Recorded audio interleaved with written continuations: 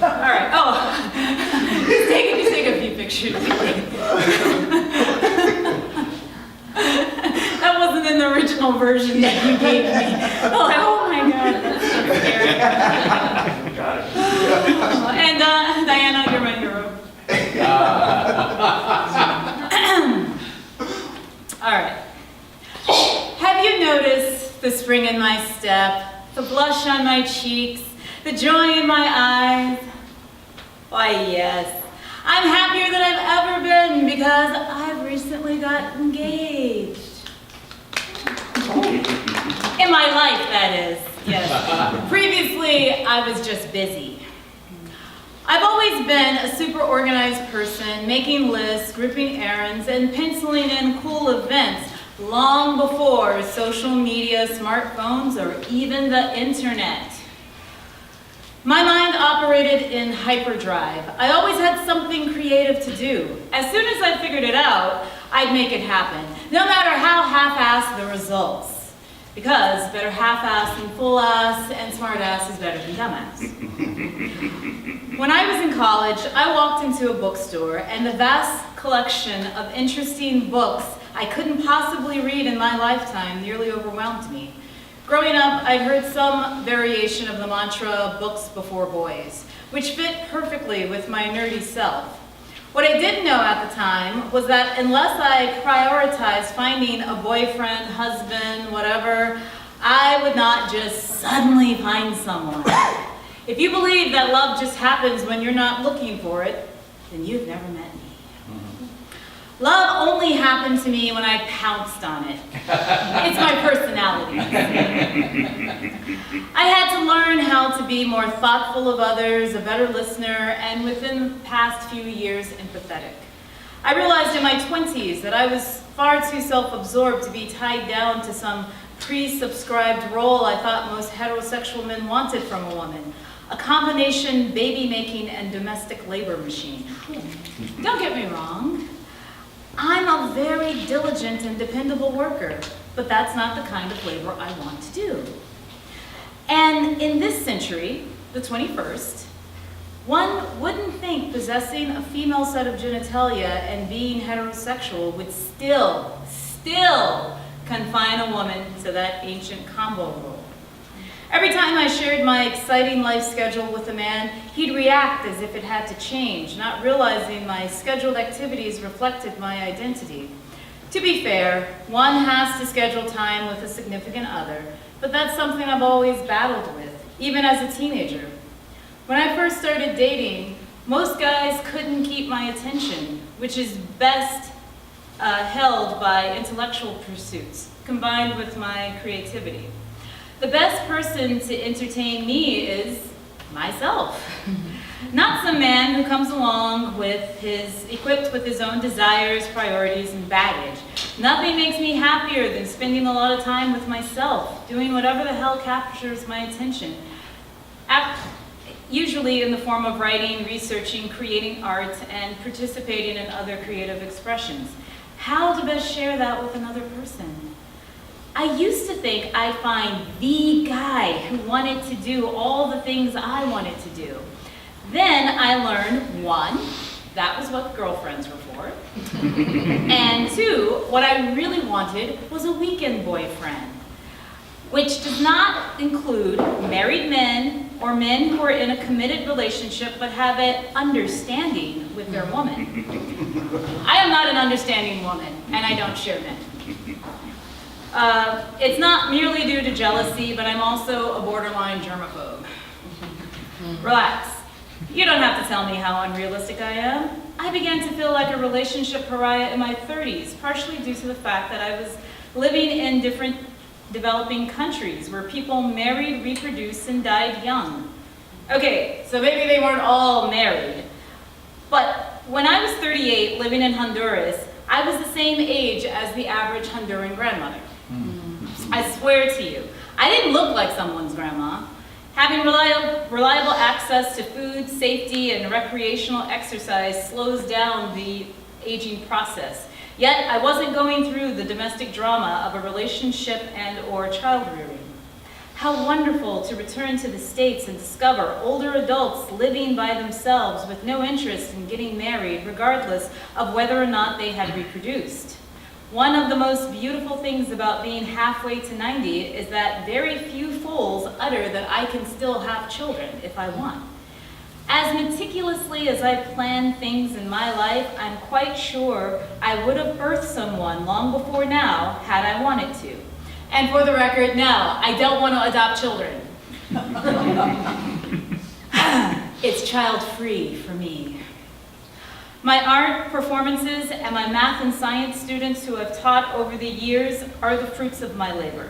Besides, I have nieces and nephews, and I see in them my good looks and brilliance have passed on to the next generation without the necessity of having to birth and raise them myself. There's some backlash against child-free adults being selfish. A common question is, who will take care of you when you're old? Why, my money, of course.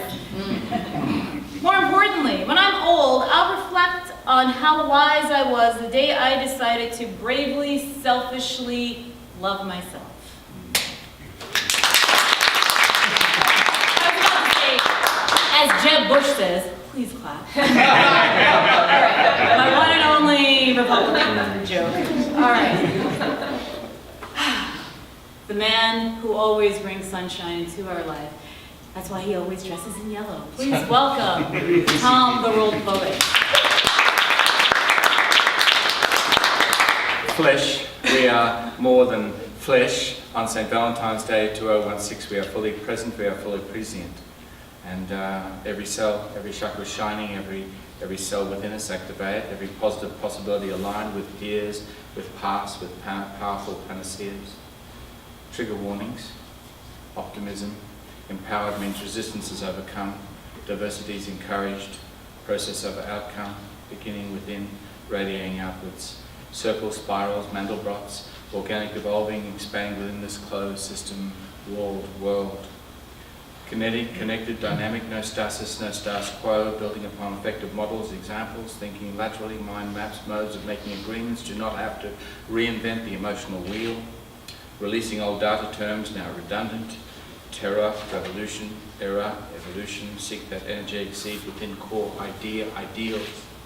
These are techniques, strategies, adaptive to techno changes and info overload, future zeitgeist. We listen more than we speak. We use renewable energies, multimodal task techniques, we link. Virtual, actual, intellectual, emotional, by any means necessary, we choose to grow. Allowing several strains of joyful alternative solutions to thrive, empowering that which adds to our lives, beginning yesterday, utilizing every lack of resource, so opportunity compounds temporary tasks, unite unity. So why aren't you moving? Begin by breathing. Shock of relationships, mother, womb, doctor, cord, cut, launch into a body boat, sea of blood, lake of air, gulp. Begin the love. Based in need, you and the world before you, you and this world not alone, born into billions. Each as different as DNA snowflakes, all breathing this very same air, recycled. Older than thought, young as now, you begin your Himalayan trek in love towards love, being loved, beginning to overstand. This is life. Connections, elemental, alchemical, family, tribe, clan, generations hold you as precious as they who come before you and after you. You have yet to meet all love. It begins when you breathe. Deep only stops when you stop to begin again. The course orders consciousness before, during and after us. Those trees that are now here, the ghosts are witnesses, multi-species before, during and after us. Mutants may morph while we maladapt to closed system politics, seeking clean air and water while polluting at the very same time, guilty in the court of life. Our trial is continuous assessment. We live within a web of all that grew before, during and after us. Those sharks and crocodiles were around in dinosaur days.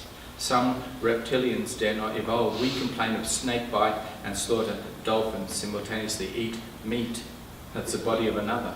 Spirit equality calls us to respond to an earth that was here before us, tolerates our temporary presences, and will be here post-Armageddon singularity. Your silicon chip is sand.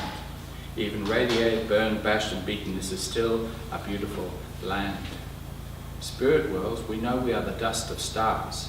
and millions of other stars beam in time warp speed around and beyond us to deal with tiny ant mortality. We posit other realms, where fairies, elves, piskies, sprites, brownies, leprechauns await our enchanted selves.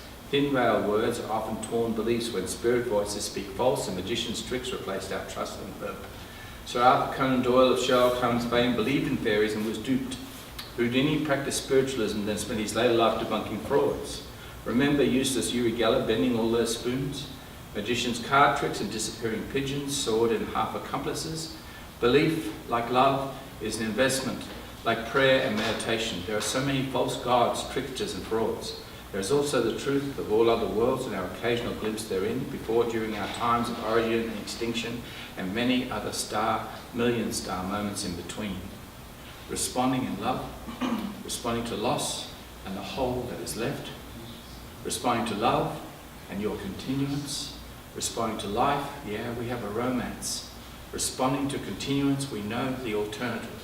Responding to friends, a garland of roses. Responding to today, our stolen moments. Responding to tomorrow, an unknown politician's promise. Responding to past, may they be blessed and released. Responding to strangers, stay strange in your own chosen manner.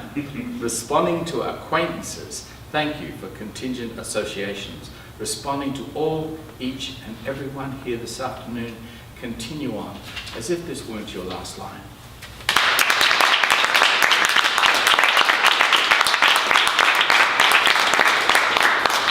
All right, at this point, it is intermission, and I will remind you, now is a great time to stand in line for the one bathroom. Sign up for the open mic, and also, because it's Valentine's Day, Cindy's has graciously donated 2 gift bags, one for a male poet, one from, I shouldn't say poet, but performer, and one from a female performer.